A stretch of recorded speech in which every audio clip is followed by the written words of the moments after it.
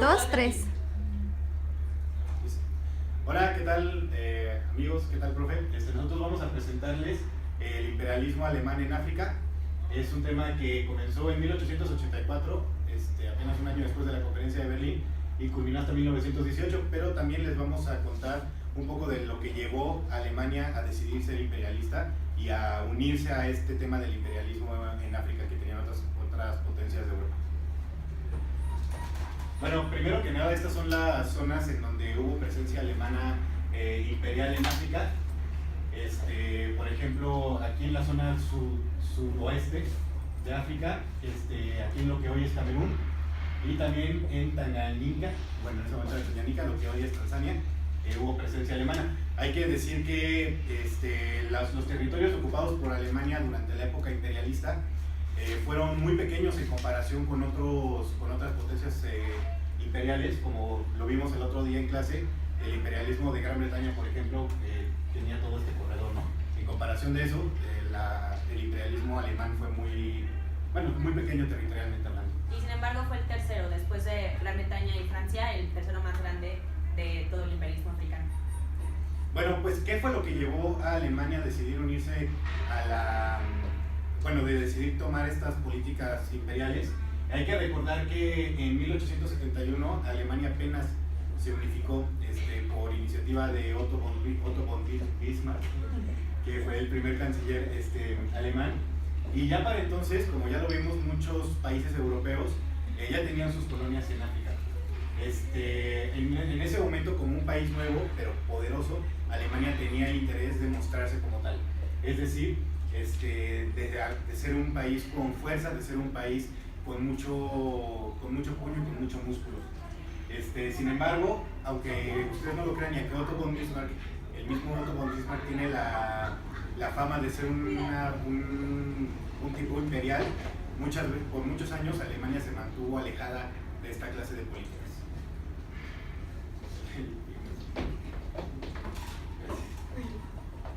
Bueno, aquí es nada más un mapa de la unificación alemana, pero bueno, creo que ya todo eso lo vimos en su momento.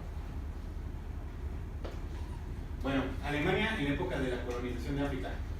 Aunque ustedes no lo crean, al principio, antes de la conferencia de Berlín, Otto von Bismarck se mostraba reacio a unirse al proyecto colonial.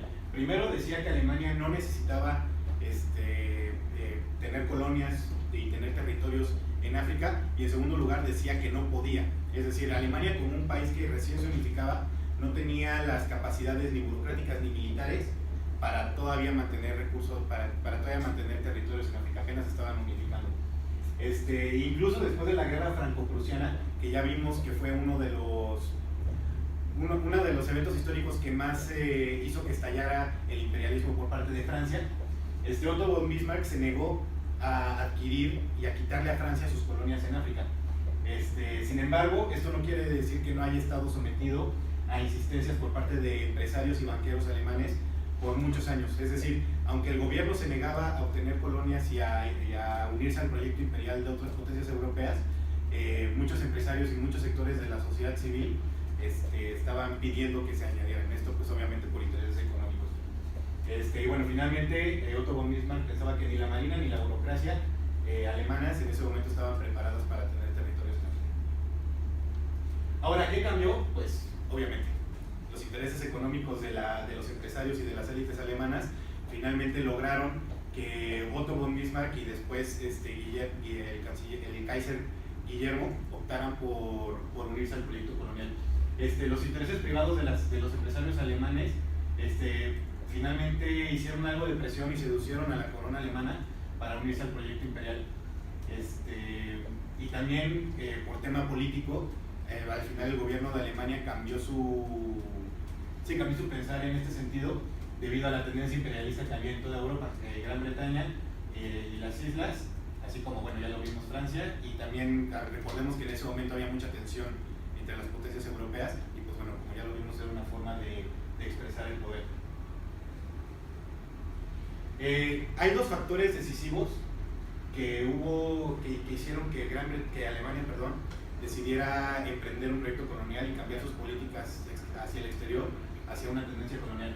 Primero, el creciente apoyo empresarial y de las élites al proyecto de la asociación colonizadora Hay que recordar que en ese momento, aunque sí era una monarquía, también había muchos intereses de los sectores privados, y uno de los más importantes y de los que más peso tuvo fue la asociación colonizadora alemana. Esta asociación de empresarios fueron los que finalmente sedujeron al Kaiser Guillermo II para cambiar las políticas de Alemania.